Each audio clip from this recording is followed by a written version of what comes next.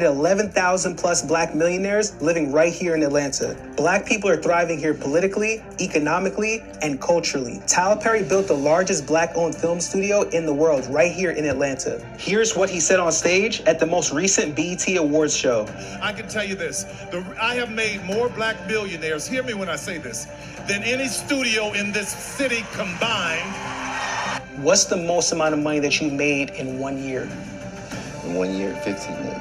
I run a 8-figure marketing agency helping influencers and entrepreneurs and businesses. Some call it the Black Mecca, others call it Black Hollywood. Either way, this city is different. I sat down with some of the most successful entrepreneurs in Atlanta to learn how they built wealth and how you can do it too. So let's get started. Our first black millionaire is the owner of Toast on Lennox, the hottest breakfast restaurant in Atlanta.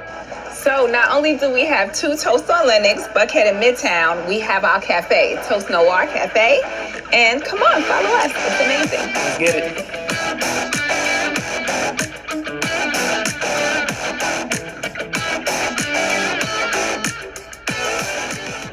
Who am I here with?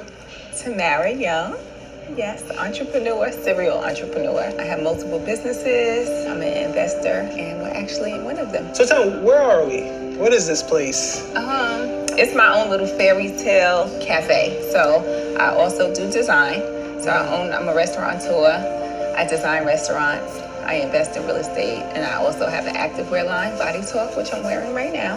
And I just love businesses. I'm here investigating. You're not going to get rich by one source of income. Never. You're never going to get rich by one source of income.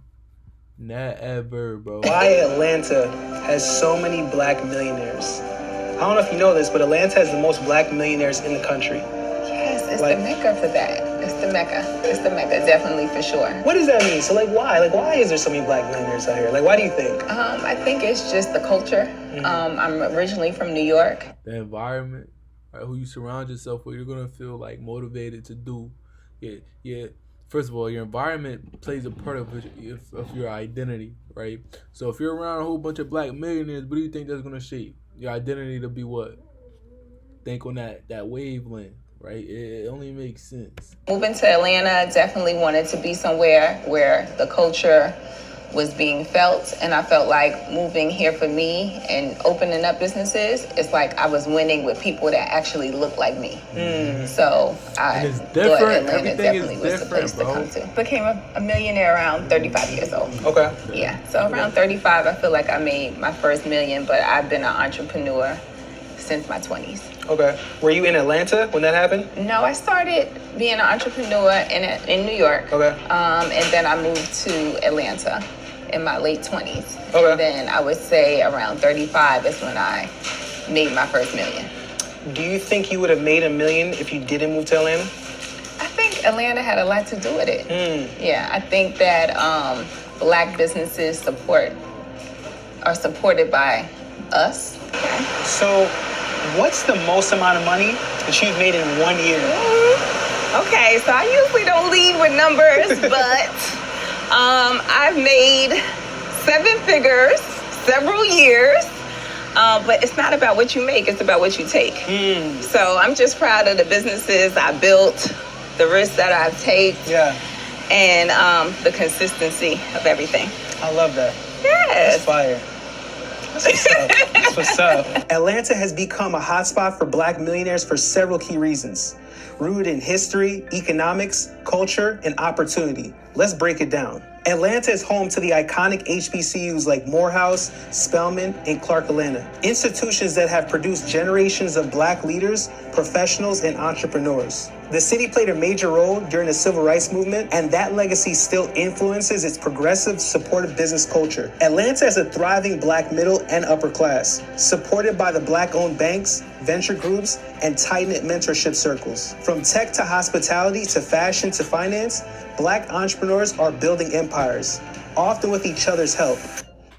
I haven't been to the grocery store in months because this delivery service offers hundreds of high-quality, non-GMO groceries. Shit. Yo, brother, long what's time good, no bro? see. How you feeling? Oh man, brother, good to see you, bro. It's Good to an see honor. you. Bro, you Honor to matched see the you, whip. bro. You know what? That was not intentional. When I hopped in, I was like, oh wow. Yeah. Okay, I actually did something there. Yeah. So tell me, who are you? Oh yeah. So my name is Justin Giles, social media handle, top fund manager, and I've been in real estate for over 20 years. So I'm mainly known for buying distressed properties and renovating them and either selling them or keeping them. But I also have a contracting company. I have a real estate brokerage firm called Real Estate Gurus, where we got about 60 agents between Georgia and Florida. I have a real estate lending company called Lending Gurus. I have a real estate title company called Title Gurus. I got real estate It's never one thing. Never. It's never one thing. consulting. So we help people learn how to invest in real estate so they can level up. How you guys are gonna learn with my boy today. So tell me, bro, I'm here in Atlanta investigating why Atlanta has so many black millionaires. Because they have the most black millionaires in the whole entire country, right? Like, what's going on in Atlanta? You know what? Atlanta, I'm born and raised in Atlanta, guys, first of all. So I've seen so many people move here, so many people kind of come and go. And I feel that Atlanta, it's a black Mecca for us as business owners to really network, thrive together, and help each other out. And there's a lot of different cities that I've been to, but there's nothing like Atlanta where it comes to black people supporting each other. I would say that the majority of my business is probably 95% people that look like us. Wow. Now, when I'm selling properties and I'm putting them on the market, anybody's buying them. Yeah. But when it comes to people that support me, my money comes from the black dollar. Wow. And that black dollar in Atlanta circulates well because we truly support each other. And unlike some cities, you might not see that much support. So I would Keep the black dollar in the neighborhood, dude. If we spend our money with each other, my nigga, we could possibly all be millionaires, my nigga. Besides going to Atlanta, you feel me? If we was staying in whatever, say if we staying in New York or something, if we was spending our money at different places but our black-owned businesses, it would be different. We would have more money circulating in the fucking community, bro. say that it's just so many different businesses that are still being built that are black owned, and because of the history of Atlanta, because of the history of the South, and so many different people understanding the importance of black businesses supporting other black businesses, I think that's why Atlanta thrives so much. What's one advice that you can give to our viewers on how they can get their first million? So one way you can get your first million is find properties that people can't find, and find properties that are below market value. And what you can do is you can put these properties under contract and find a list of cash buyers. You can find these cash buyers on PropStream, on different websites on the internet, and then you can shop these properties that you have under contract. You don't have to put up any cash, and then add 10 or 15,000 onto that property and say, hey, I'm wholesaling this property to you. So I've trained thousands of different people on how to make money out of nothing, because that's how I started. And then you can take that 15, 20 grand that you make, and then you can go buy a house like this. I can show you guys how to put up a down payment to buy a property just like this. After you do that, the bank will then give you the money to rehab the property with the little down payment. And sometimes you can even buy a property like this with no down payment at all, which I explain to my mentees, and still have the bank give you the money to renovate it. And then you can sell that property and you can make probably maybe 60 grand or 50 grand or 100 grand or 200 grand, depending on the price points, because I've even started buying properties in different cities because the spreads are higher. I started looking at LA, different parts of California, New York, because the price points and the spreads are high. So don't let a property that is $1 million, $2 million scare you. That just means you can make $200,000 at that point. But you'll snowball that, rinse and repeat, and then you'll start holding on to their properties after you have so much money in your bank account. Once you have so much money in your bank account, you can keep them because you'll have reserves to then start working on the properties if tenants have something go wrong. And next thing you know, you'll look up, you'll have assets that are in excess of $1 million, and you'll think to yourself, wow, I started just off of wholesaling. That's spicy. This man is a world of knowledge, ladies and gentlemen. Listen, brother, I appreciate you so much. Brother, thank you for having me, brother. Thank you for having me. Thank you. It's an honor. Bro. It's an honor, brother. Yeah. So either way, listen, man, hey, if y'all get into real estate, I got you. Travel, that's the man right here. Atlanta is often called the Hollywood of the South.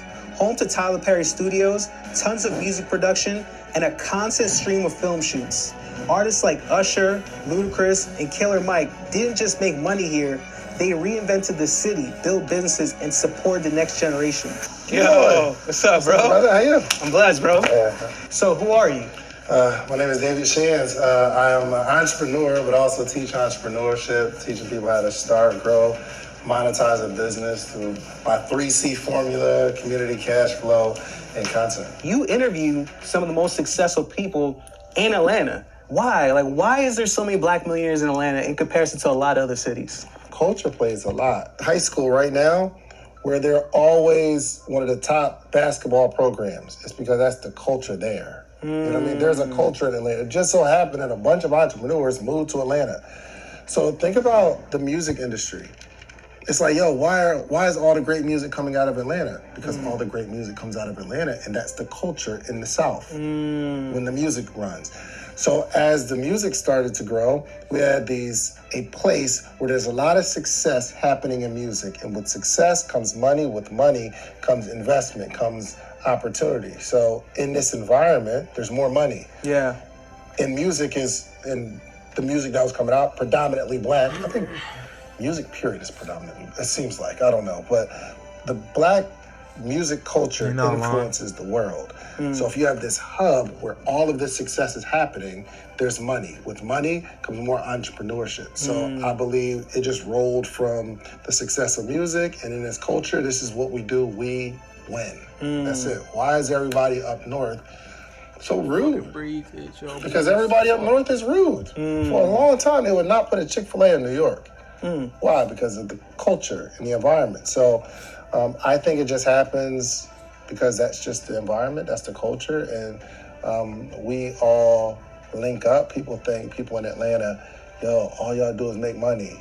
No, yes, we do make money together, but we do everything together, bro. We got like a dad's group where we get together and take our kids out, and we spend everybody's birthdays together and 4th of July's, and it's lit, bro. It's a really cool group of friends. And I'm talking about Atlanta in a silo of like the entrepreneurial community, but I mean, it's just where there's winning, winning happens. Where there's losing, losing happens. We tend to be what we see. 100%. So the more we see something, the more that we have the possibility of becoming that thing. Yes. Okay. Yes. Yep. Environment shapes your identity. Environment shapes how you see yourself. Environment shapes your habits, because you may not want to smoke. You may not want to eat unhealthy. You may not want to curse. You may not want to be the person that you are. But if your environment reinforces that identity, if the things that you see reinforces that identity, if your family constantly smokes, if your people around you constantly smoke, if people around you constantly eat a certain way, you're most likely, not 100%, you're most likely to fold and conform to your environment. That's just human nature. Not 100%, because willpower and free will do exist. Let's not get that fucked up. But you're most likely to engage in that. Environment will change you before you change it. What advice can you give the people watching this that want to make their first million? Do they have to move to Atlanta? No, you don't have to move to Atlanta. But you do have to set a goal to do it, and many people don't set the goal. And they may say, I want to make my first million, but they can't even really calculate what the million entails, or how many of what product you have to sell, or like it's a goal. So that year. Juggling multiple client sites? Supercharge your productivity. Me and Donnie, we made our first million the same year. Before the episode that we recorded, I called my guy, AD Dolphin. AD Dolphin has been making millions for a very long time. And we called him on speaker, and I'm like, yo, AD, I got a question because we're about to do this podcast episode, and we want to talk about it. How do we make our first million? He said, make 10. And me and Donnie looked at each other like, bro, okay, like, what's next? He said, if you want to make a million, make 10. And I'm like, what do you mean? He said, figure out a way to make 10 million. And what he was saying is, set the target. If you did the math and you like calculate the activity that you have to do to make 10 million, you'll stumble on a million. What I want in the future should dictate what I do now. So if I want to make $100 million, looking at the things that I'm doing right now, are the things I'm doing right now going to help me make $100 million? And I looked at all my businesses and all the stuff I got going on, all the activities, and the answer is no. Now, I'm still going to create content. I'm still going to do my podcast, things of that nature. But the business that I'm focused on is building something that's independent of me and not building a brand so that I can sell a course or get somebody to pay me for something. That's not what I'm looking for right now. My brain is just in a whole nother stratosphere right now. Compared to New York City and LA, Atlanta offers a lower cost of living, which means your money goes further. You can live in luxury, own property, and grow your business without being burdened in expenses. Atlanta has long had Black leadership at every level, including mayors, city council members, and business development officials. The message here is clear. Black success is not just an exception, it's the expectation. Yo, My God. Him 500. What's up, bro? I'm good. How are you? Amazing, bro. Listen, this is an amazing collection right here, bro. Yeah. How much would you say this is just in cars right here? It's, about 300. 300,000. Like 300? Oh, like 300. Okay. What about one of these cribs right there? What these run right here? It's about 5 million. Okay. Yeah. Let's get inside. Let's talk about, how can one be able to do such a thing? Get these cars, these cribs. Yeah. Who am I here with?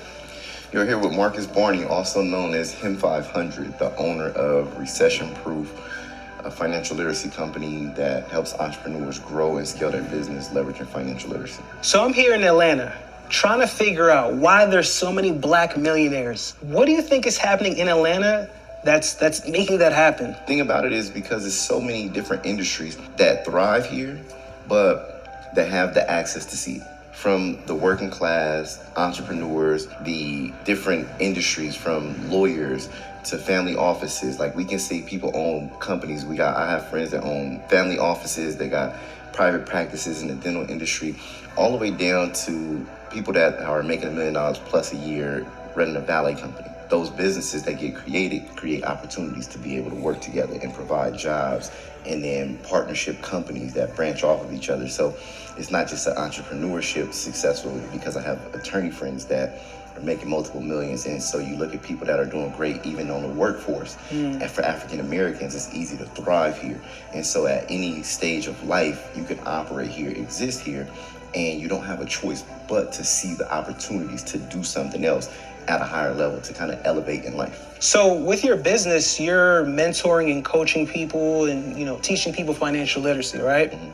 Have you seen anybody become a millionaire off the information that you taught? We're talking investigating Atlanta. In Atlanta, I probably got about 10 to 15 people that I've helped make over $1 million in business. In Atlanta alone. Overall, so I set out on a goal to help 100 people make $1 million in business. Wow. To create 100 millionaires. And we are at probably about 72.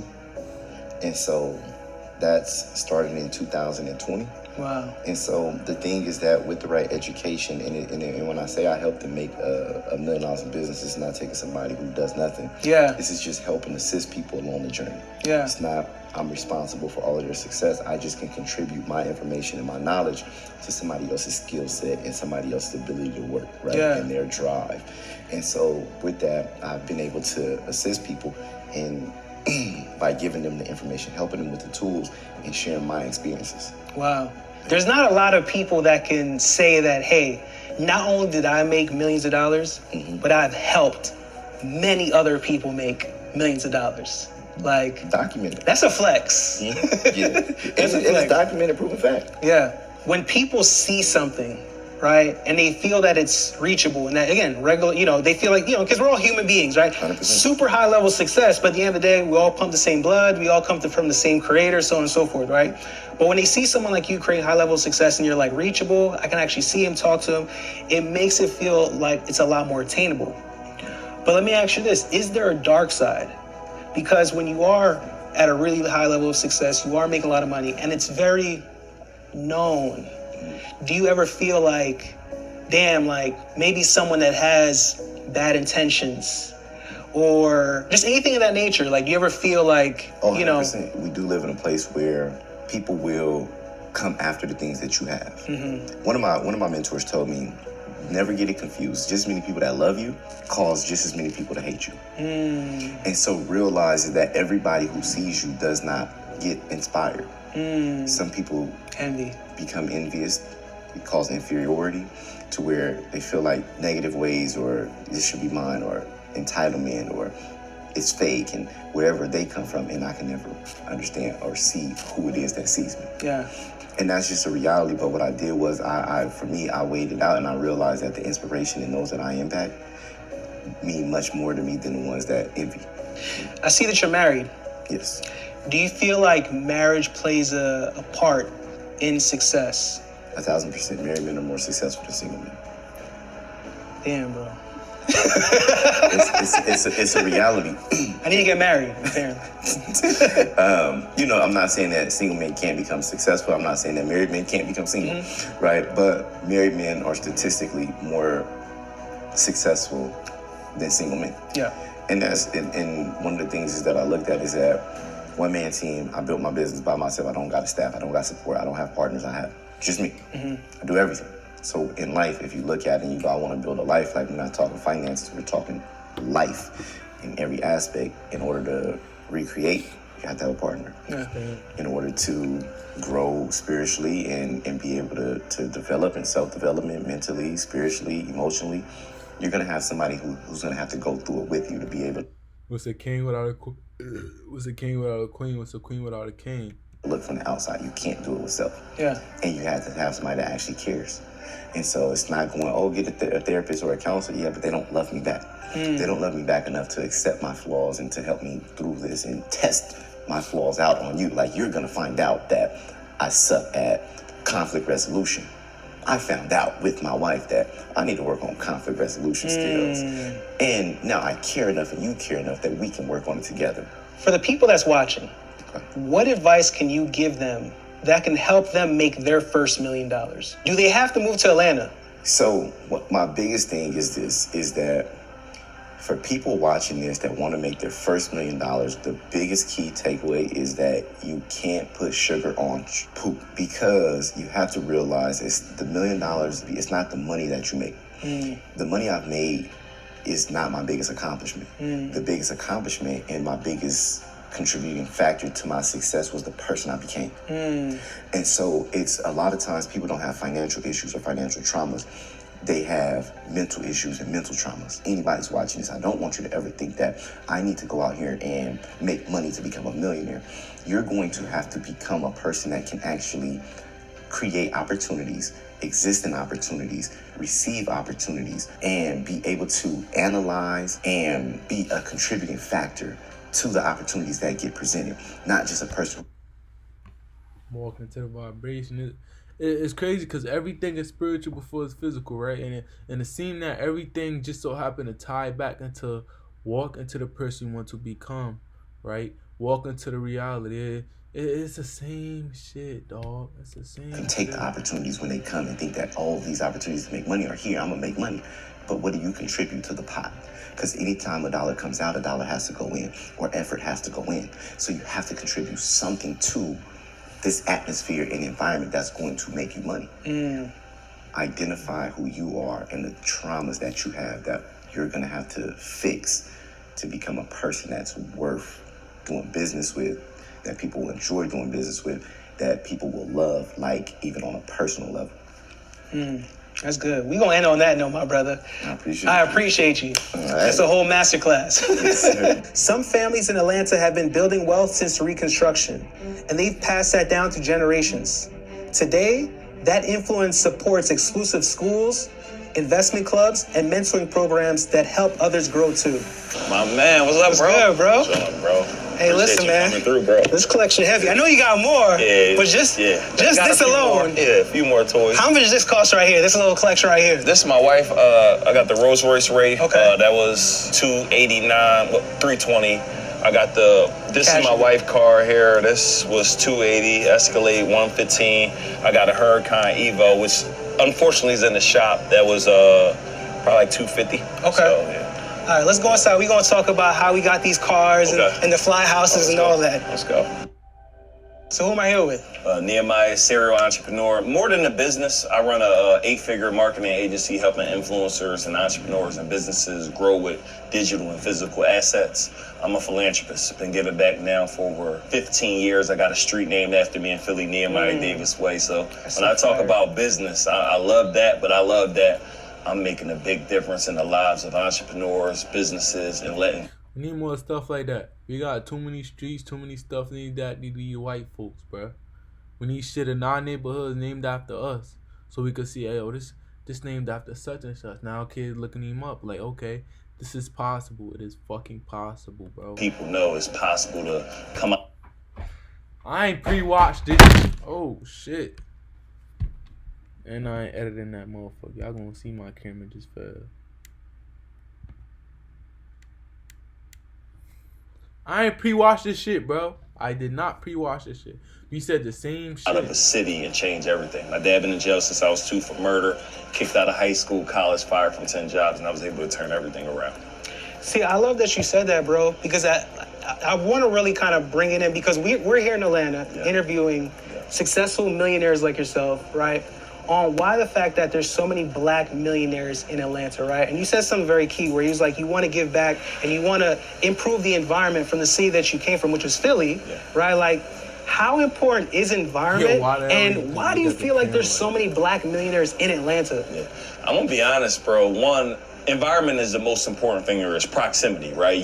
They said the same thing, bro. You're going to become like the everybody that said the same thing. People you hang around the most. One of the things that my brother J.O. says, whatever you tune into, you turn into, right? So whatever you're constantly focusing on, it is going to be your life. So I moved from Philadelphia to Atlanta, doing the same exact thing, but 10x the revenue I was making, because now I got around people who are sharper than me and smarter than me, who are challenging me to become better, challenging me to step it up, challenging me to do the best that I could be. You really don't got a choice. You don't have a choice. For me has always been like, I have to figure out something to make it work, because I wasn't going to go back. It's either entrepreneurship or death for me. You know how 50 Cent say, get rich or die trying? It was either business is going to work or business is going to work.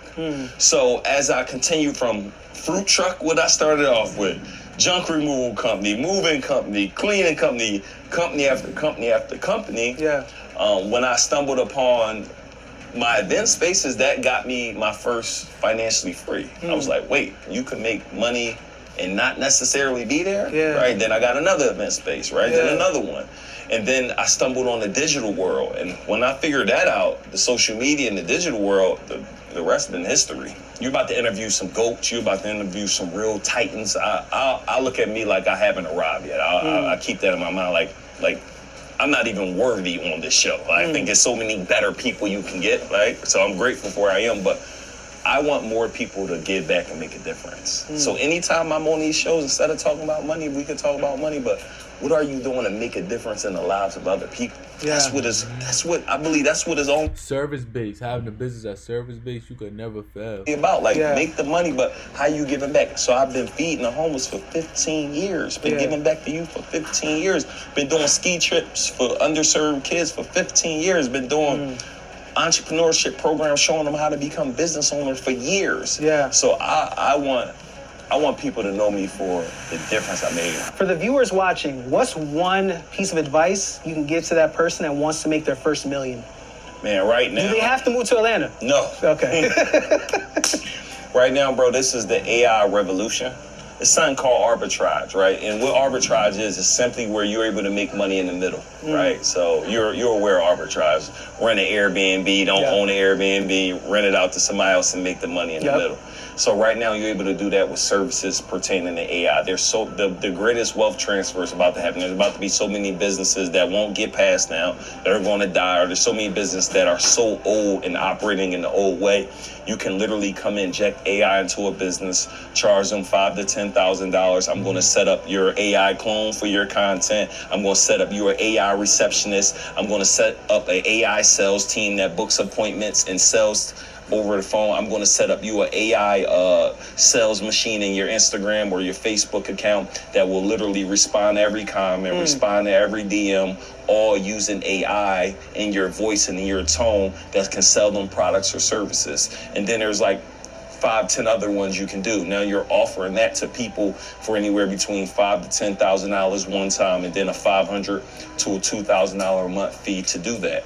Right? And then you just need to find the people to actually fulfill that. That's on a small level. And the second thing that I would do is I would essentially just find, this is somebody with no brand, don't want to build a brand.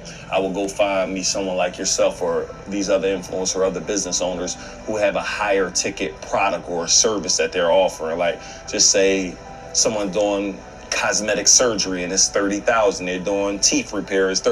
I'm going to go become your sales advocate, calling people, texting people, also using the AI sales system.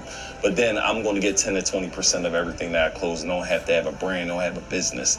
And you could just do that to generate $1 million. It's not quick as you keeping all the money and doing it yourself, but that is an easy way to leverage a high income skill. That's free game right there. Yeah. My brother, I appreciate you. Appreciate you, bro. Keep Thank winning, you, bro. Thank Keep you for having being me on the show, inspiration. bro. Thank you.